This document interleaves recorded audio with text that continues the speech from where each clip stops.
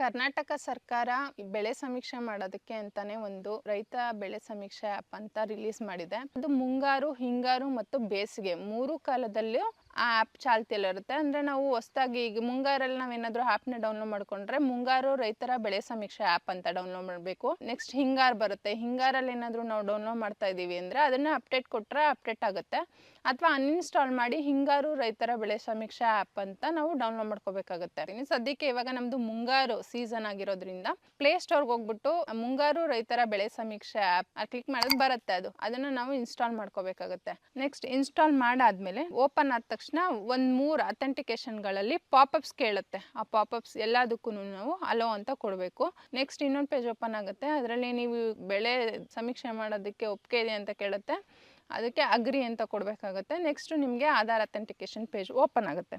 Next open ಆದಮೇಲೆ ನಿಮ್ಮದು ಆಧಾರ್ ಸಂಖ್ಯೆ ಕೇಳುತ್ತೆ. ಆಧಾರ್ ಸಂಖ್ಯೆ ಹಾಕ್ಕೋಬೇಕು. ನೀವು ಸಂಖ್ಯೆ ಹಾಕ್ಕೊಂಡಾದ್ಮೇಲೆ ಕೆಳಗಡೆ ಒಂದು ಚಿಕ್ಕದು ಪುಟಾಣಿದು ಒಂದು ಟಿಕ್ ಮಾರ್ಕದ್ದು ಒಂದು ಕೇಳುತ್ತೆ. ಅದರಲ್ಲಿ ಏನಿರುತ್ತೆ ಅಂದರೆ ನೀವು ನಿಮ್ಮ ಆಧಾರ್ ಕಾರ್ಡ್ನ ಈ ಬೆಳೆ ಸಮೀಕ್ಷೆ ಆ್ಯಪ್ನ ಯೂಸ್ ಮಾಡಲಿಕ್ಕೆ ಬಳಸ್ಕೊಳ್ಳೋಕ್ಕೆ ನಿಮಗೆ ಒಪ್ಪಿಗೆ ಇದೆಯಾ ಅಂತ ಕೇಳುತ್ತೆ.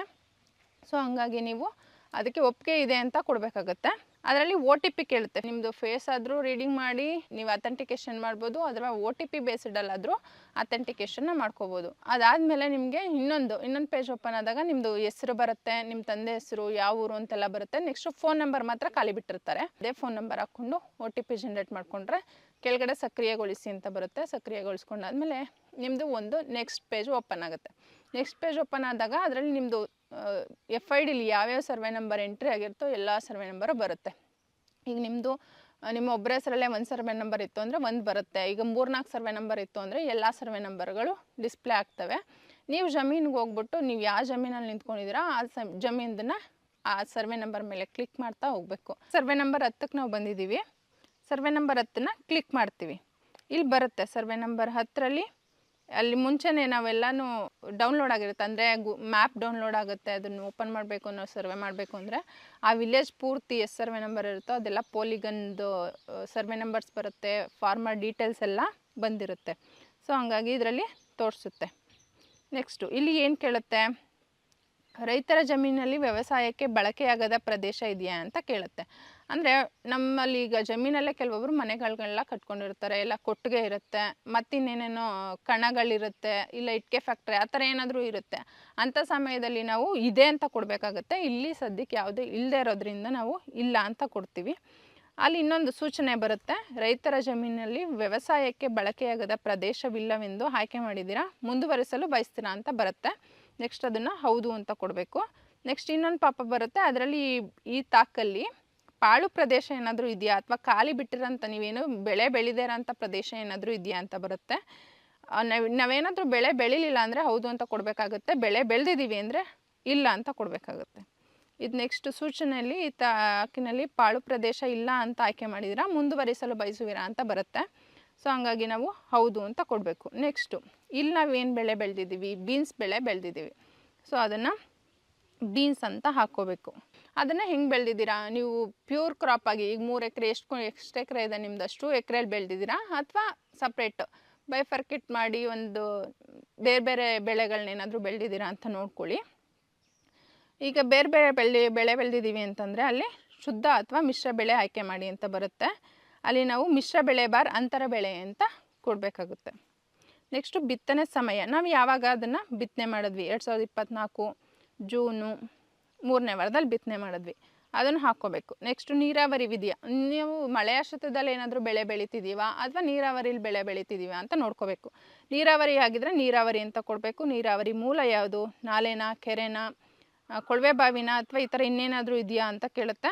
ಅವಾಗ ಕೊಳವೆ ಬಾವಿ, ನಮ್ದು ಆ್ಯಕ್ಚುಲಿ ಇಲ್ಲೆಲ್ಲ ಬೋರ್ವೆಲ್ಸ್ ಇರುತ್ತೆ. ಕೆಲವೊಂದು ನಾಲೆಗಳಿದ್ದ ಕಡೆ ಅಷ್ಟೇ ಅದನ್ನು ನಾಲೆ ಅಂತ ಯೂಸ್ ಮಾಡ್ಬೋದು. ನೆಕ್ಸ್ಟು ಎಷ್ಟು ಎಕರೆಗೆ ಹಾಕಿದ್ದೀರಾ, ಇದು ಎಕರೆಗೆ ಹಾಕಲಿಲ್ಲ, ನಾವು ಗುಂಟೆಗೆ ಹಾಕಿದ್ದೀವಿ. ಸೊ 10 ಗುಂಟಾಸ್ಗೆ ಹಾಕಿರೋದ್ರಿಂದ ಗುಂಟ ಹತ್ರ 10 ಅಂತ ಹಾಕಿ ಹಣ ಹತ್ರ 0 ಹಾಕಬೇಕು. ನೀವು ಇದರಲ್ಲಿ ಯಾವ್ದಾರ ಒಂದು ಕಾಲಮ್ ಬಿಟ್ಬಿಟ್ರು ಅದು ತಗೊಳ್ಳಲ್ಲ, ಅಕ್ಸೆಪ್ಟ್ ಮಾಡಲ್ಲ.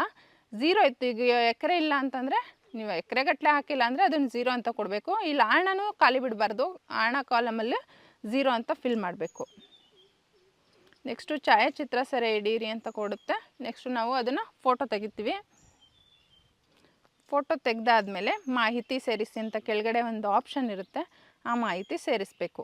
ಈಗ ನಾವು ಒಂದೇ ಬೆಳೆ ಬೆಳೆದಿದ್ವಿ ಅಂತ ಅಂದರೆ ಓಕೆ, ಒಂದು ಬೆಳೆನ ಅಪ್ಲೋಡ್ ಮಾಡ್ಬೋದು. ಇದಿಷ್ಟೇ ಆಗಿದ್ರೆ ಇಲ್ಲಿ ಕೆಳಗಡೆ ವಿವರವಿಳಿಸಿ ಅಂತ ಬರುತ್ತೆ.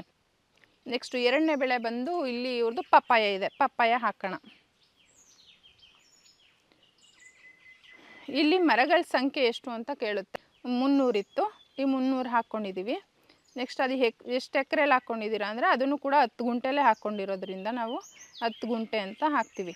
ಇಲ್ಲೇನಾಗುತ್ತೆ ಅಂದರೆ ನೆಕ್ಸ್ಟ್ಗೆ ಸ್ಪೇಸಿಂಗ್ ಅಂತ ಬರುತ್ತೆ. ಇದನ್ನು ಮುಖ್ಯ ಬೆಳೆ ಅಥವಾ ಅಂತರ ಬೆಳೆ ಅಂತ ಸೆಲೆಕ್ಟ್ ಮಾಡ್ಕೋಬೇಕು. ಇಲ್ಲಿ ವ್ಯೂ ಸ್ಪೇಸಿಂಗ್ ನಮಗೇನಾದರೂ ಗೊತ್ತಾಗಲಿಲ್ಲ, ನಾವು ಎಷ್ಟಕ್ಕೆ ಹಾಕಿದ್ದೀವಿ, ಎಷ್ಟು ಗಿಡ ಹಾಕಿದ್ದೀವಿ, ಎಷ್ಟು ಗುಂಟೆ ಅಂತ ಗೊತ್ತಾಗಲಿಲ್ಲ ಅಂದರೆ ವ್ಯೂ ಸ್ಪೇಸಿಂಗ್ ಅಂತ ನೋಡ್ಕೋಬೋದು.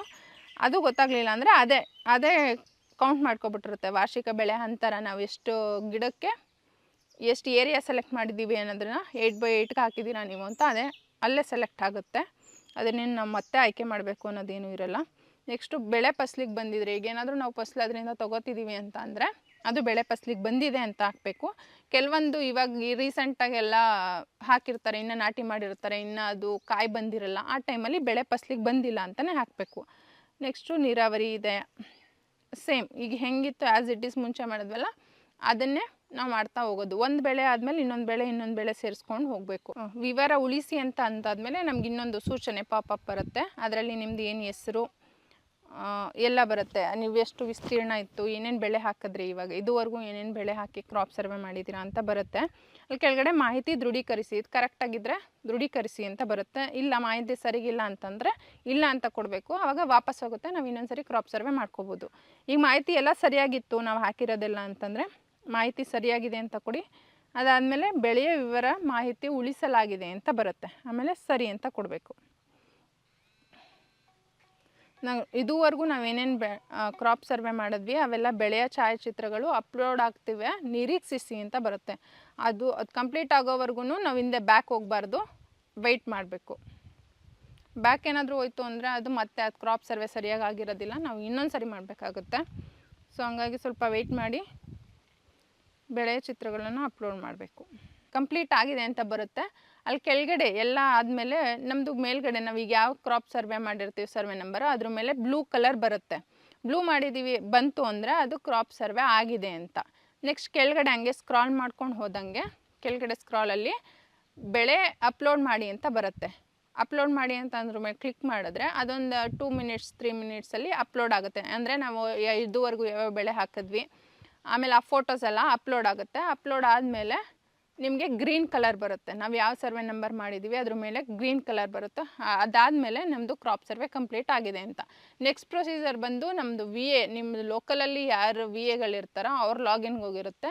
ಅವರು ನಿಮ್ಮ ತೆಗೆದಿರೋ ಫೋಟೋಸು ಮತ್ತು ಬೆಳೆ ಬೆಳೆದಿರೋದು ಯಾವ್ದು ಕರೆಕ್ಟಾಗಿ ಹಾಕಿದ್ದೀರಾ ಇಲ್ವಾ ಅಂತ ಚೆಕ್ ಮಾಡಿ ಅದನ್ನು ಅಪ್ರೂವಲ್ ಕೊಟ್ಕೋತಾರೆ. ಅಪ್ರೂವಲ್ ಆದಮೇಲೆ ನಿಮ್ಮದು ಆಟೋಮೆಟಿಕ್ಕಾಗಿ ಕ್ರಾಪ್ ಸರ್ವೆ ಆಗಿರುತ್ತೆ. ಆದಷ್ಟು ಕ್ರಾಪ್ ಸರ್ವೆನ ನೀವೇ ಮಾಡ್ಕೊಳ್ಳೋಕೆ ಟ್ರೈ ಮಾಡಿ. ಬೇರೆ ಇನ್ನೊಬ್ಬರು PR ಮಾಡೋದ್ರಿಂದ ಅವ್ರು ಆ್ಯಕ್ಯುರಾಗಿ ಕರೆಕ್ಟಾಗಿ ಮಾಡಿರಲ್ಲ, ತಪ್ಪಾಗಿರ್ತವೆ. ತಪ್ಪಾಗಿರೋ ಚಾನ್ಸಸ್ ತುಂಬ ಜಾಸ್ತಿ ಇರುತ್ತೆ. ಹಾಗಾಗಿ ಅಥಾರಿಟಿ ನಿಮಗೆ ಇರೋದ್ರಿಂದ, ನಿಮಗೆ ಅವೈಲೇಬಲ್ ಆ್ಯಪ್ ಇರೋದ್ರಿಂದ ಎಲ್ಲ ರೈತರು ಆದಷ್ಟು ನೀವೇ ಕ್ರಾಪ್ ಸರ್ವೆ ಮಾಡಿಕೊಂಡು ನಿಮ್ಮ ಬೆಳೆನ ನೀವೇ ದೃಢೀಕರಣೆ ಮಾಡ್ಕೊಳ್ಳೋದು ತುಂಬ ಒಳ್ಳೆಯದು ಅಂತ ಈ ಮೂಲಕ ಹೇಳ್ತೀನಿ. ನಮ್ಮ ಕನ್ನಡ ಫೇಸ್ಬುಕ್ ಪೇಜ್ನ ಲೈಕ್ ಮಾಡಿ, ಯೂಟ್ಯೂಬ್ ಚಾನೆಲ್ನ ಸಬ್ಸ್ಕ್ರೈಬ್ ಮಾಡಿ. For more updates click on the bell icon. ನಮ್ಮ ಕನ್ನಡ ಡಿಜಿಟಲ್ ಮೀಡಿಯಾ.